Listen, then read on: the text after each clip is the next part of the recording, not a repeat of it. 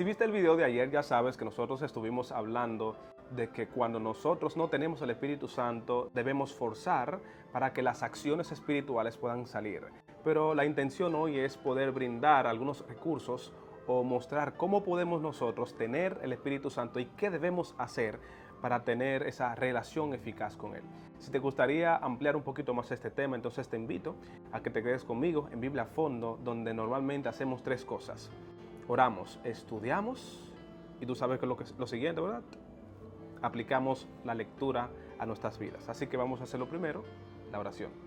Interrumpo este video solamente para recordarte dos cosas. Primero, sigue la cuenta, porque me gustaría verte crecer en fe e intelecto. Y además, también quisiera yo que tú participes en el concurso que vamos a tener, que es solamente para quienes siguen la cuenta y comentan los videos. Así que, sigue la cuenta.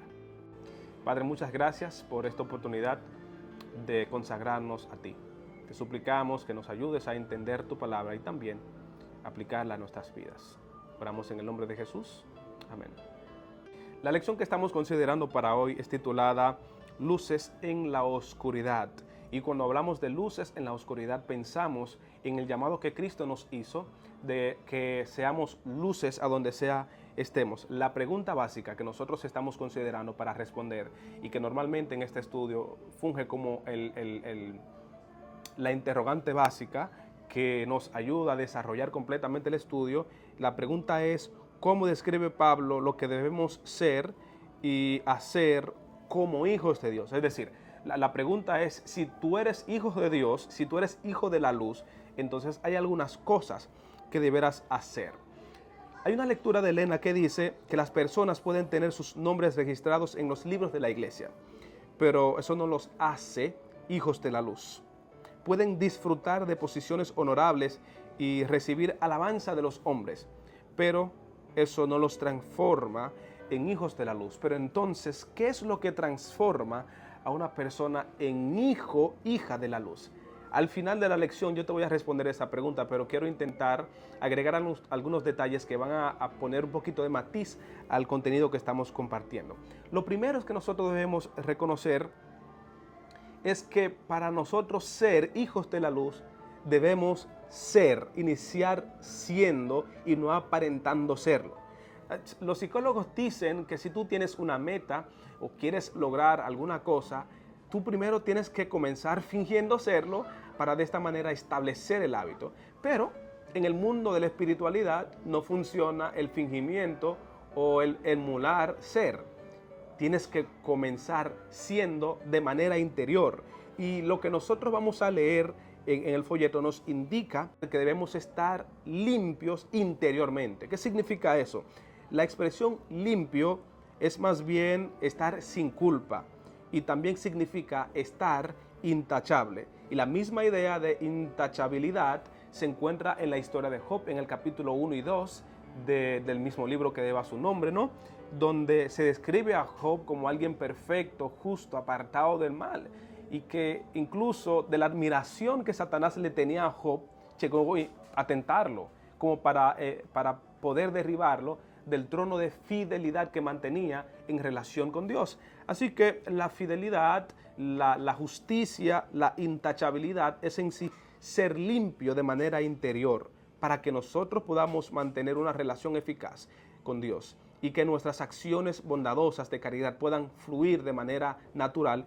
Debemos tener una renovación interior, y es que esa renovación nos hace a nosotros ser sencillos como palomas, mantener la sencillez, porque a veces nosotros somos arrastrados por la tentación de la ostenticidad, de ostentar, de querer como mostrar todo lo que tenemos.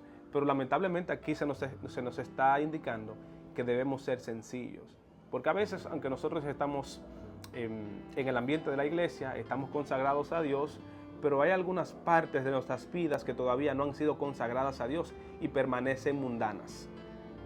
Y como la mujer de Lot, aunque intentaba servir a Dios y había salido de Sodoma y Gomorra, pero Sodoma y Gomorra estaba dentro de ella. Y por lo tanto, cuando llegó el momento en que tuvo que hacer una decisión para concentrarse en Dios y abandonar el mundo de la injusticia, lamentablemente, como el mundo estaba dentro de ella, tuvo que mirar hacia atrás para recordar, para considerar las posiciones que había estado abandonando. Lamentablemente a nosotros no pudiera acontecer lo mismo. Podríamos tener dones que Dios ha puesto en nosotros, pero si el mundo está dentro de nosotros, no vamos a poder ser sencillos, no vamos a lograr la sencillez, pero mucho menos vamos a poder llegar a ser inocentes en cuanto al mal. ¿A qué me refiero a ser inocentes en cuanto al mal? El mismo apóstol Pablo nos dice en Romanos 16 y verso 19, deben ser inocentes en cuanto al mal. Escuché un pastor que decía que la intención de Dios en la historia de Adán y Eva era que ellos conocieran el mal por referencia y nunca fuera por experiencia. O sea, Dios no quería que Adán y Eva pudieran experimentar el mal, por eso les había dado las indicaciones claras. Así que Dios nos está invitando a que seamos inocentes. Si no somos inocentes en cuanto al mal, entonces vamos a experimentar el mal por experiencia. Lo segundo que debemos considerar para que nosotros podamos renacer de manera interior y que nuestras acciones puedan fluir de manera espontánea es que debemos pensar siempre que no podemos acostumbrarnos a este mundo, sino concentrarnos en la renovación de nuestra mente para que nosotros podamos llegar a comprender cuál es la voluntad de Dios, que dice la palabra es santa, justa y perfecta. La voluntad de Dios para ti y para mí es siempre santa, justa y perfecta. Por eso, para nosotros ser hijos de la luz, llegar a ser hijos de Dios, debemos estar renaciendo de manera interior. La pregunta que hicimos al inicio es cómo podemos llegar nosotros a ser hijos de la luz. Cómo nosotros podemos llegar a identificar esa particularidad del ser humano. El final de la cita dice, debe haber una profunda obra de gracia. Eso es de parte de Dios. El amor de Dios en el corazón. Entonces dice, y este amor se expresa mediante la obediencia. El texto bíblico de Romanos nos decía que debemos conocer la voluntad de Dios que es santa y perfecta. Y entonces la cita aquí termina diciendo que este amor se expresa, el amor que sentimos hacia Dios, esa gracia que se derrama en nuestro interior, se expresa mediante la obediencia. Dios nos está llamando a obediencia, porque hay muchos que tenemos muchos recursos espirituales, pero la falta de obediencia está malogrando nuestro potencial. Y Dios nos invita a que recordemos que Él quiere que permanezcamos siendo hijos de la luz. Porque si no somos hijos de la luz, en contraposición, somos hijos de la tiniebla.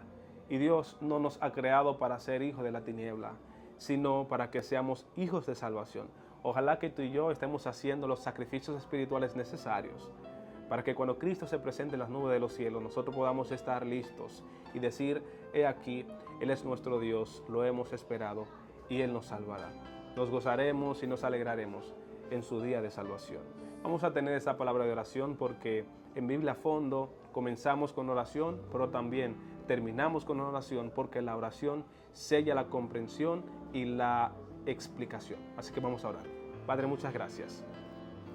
Este contenido intentamos impulsarlo para que todos podamos crecer en fe e intelecto. Así que te pedimos que nos ayudes a tener esa renovación que tú quieres y esperas de nosotros.